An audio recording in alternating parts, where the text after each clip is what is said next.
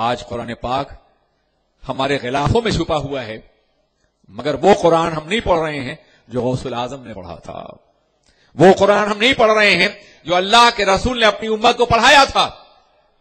اس قرآن سے ہمارا رشتہ بہت دور ہو چکا ہے، بہت ٹوٹ چکا ہے۔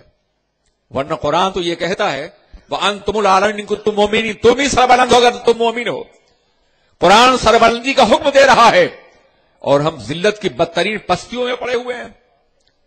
میں سوچتا ہوں کہ پوری دنیا میں سب سے زیادہ جاہل قوم آج مسلمان ہے۔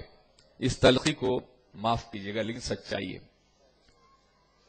اور مسلمانوں کے مختلف فرقے ہیں، ان فرقوں میں سب سے زیادہ جاہل طبقہ جو ہے وہ اہل سنت والجماعت کا ہے۔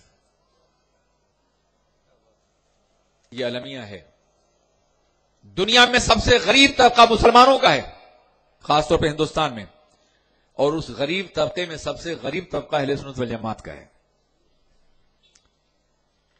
اس تلخی کو برداشت کیے، ذرا مطالعہ کر لیجیے گا۔ دنیا میں سب سے زیادہ پسماندہ آبادیاں، مکانات اور گلیاں اور شہر مسلمانوں کے ہیں۔ پہلے جیسے زمینداروں کی آبادیوں میں چماروں کی آبادیاں ہوتی تھیں، ایسی آج غیروں کے مقابلے میں مسلمانوں کی آبادیاں ہو گئی، اور ان میں سب سے زیادہ غلیظ آبادیاں اہل سنت کی ہے۔ بڑا دعویٰ ہے آپ کو اپنے مسلک پر، ذرا ارد گرد کے ماحول کا جائزہ لیجیے اور غور کیجیے کہ آپ کھڑے کہاں ہیں، آپ کی حیثیت کیا ہے۔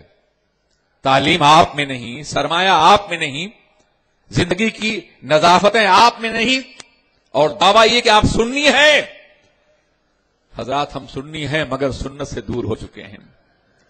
صرف لفظ ہم نے استعمال کیا ہے، لفظ کی روح سے ہم بیگانہ ہو گئے ہیں۔ اگر ہم آج سنی ہوتے، اہل سنت والجماعت حقیقی طور پر ہوتے، تو غلبہ ہمارا ہوتا، اقتدار ہمارا ہوتا، کامیابی ہماری ہوتی۔ میرے عزیز ساتھیوں، میرے دوستوں، ہمیں اپنے ارد گرد کا جائزہ لینا ہوگا اور ہم کہاں کھڑے ہیں اس کا ہمیں مطالعہ کرنا ہوگا اور محسوس کرنا ہوگا۔ آج پوری دنیا دو حصوں میں تقسیم ہو چکی ہے، وہ شیعہ ہیں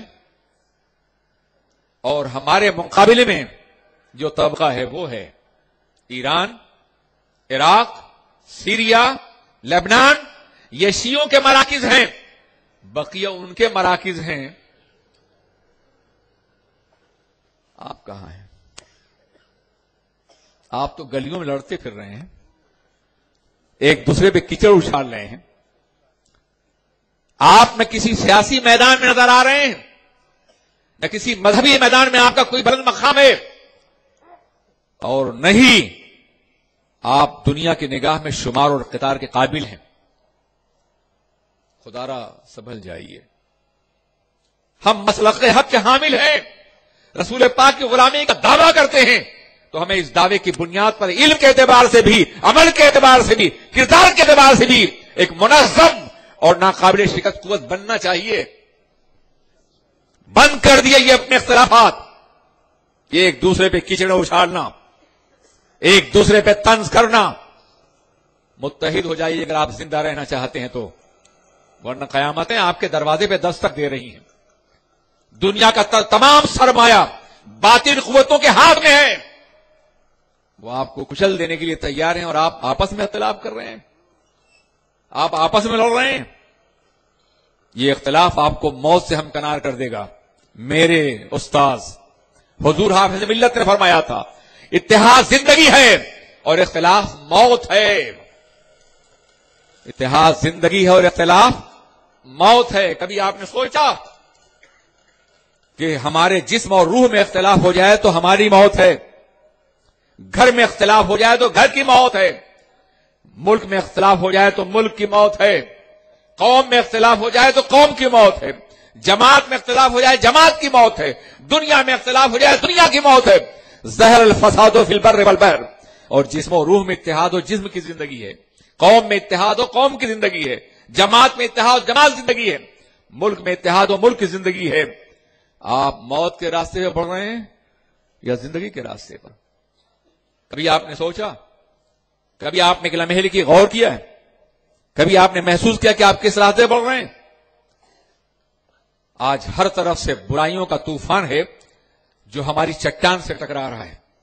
ایک سمندر ہے برائیوں کا، مغربی افکار کا، مغربی تہذیب کا، اوریانیت کا، بدکرداری کا، گناہوں کا، عیاشی کا، شرک واضح کا.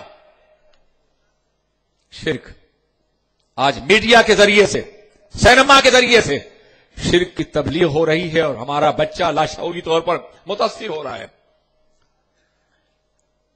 یہ تمام برائیاں ہمارے سامنے ہیں اور ہم ایمان کے چٹان پہ کھڑے ہیں. اگر ایک دوسرے کو پش کریں گے سب ڈوب جائیں گے. ایک دوسرے کو سہارا دیں گے تو کبھی تو کوئی کشتی مدینے سے آئے گی اور ہم کو بچا لے جائے گی. We are pushing each other. ہم ایک دوسرے کو دھکا دے رہے ہیں. یہ ڈوب جانے کی علامتیں تو ہیں، یہ بچنے کی علامتیں نہیں ہیں. تم فقہی اختلافات کی بنیاد پر ایک دوسرے کو مورد الزام ٹھہرا رہے ہو. اگر تم مولوی ہو تو تمہیں اتنا تو ہوش ہوگا کہ کوئی بھی صفحہ تم ہدایہ کا اٹھا لو تمہیں اختلافات نظر آئیں گے. امام ابو یوسف نے یہ کہا، امام محمد نے یہ کہا، امام شافعی نے یہ کہا، امام اعظم نے یہ کہا، امام ظفر نے یہ کہا، امام یوسف نے یہ کہا. اختلافات نظر آتی ہیں، نظر آ رہے تمہیں. اور اختلافات بھی ایسے نہیں جو معمولی ہوں. آپ ایک مثل پر سایہ جب بڑھ جائے تو اثر کا وقت شروع ہو جاتا ہے کسی کے نزدیک، اور ہمارے ہاں 2 مثل پر ہے. ان کے ہاں اثر پڑھی جا رہی ہے، ہمارے یہاں نہیں ہو سکتی ہے. ہمارے ہاں شفق احمر ڈوب جائے تو عشاء کا وقت شروع نہیں ہوتا.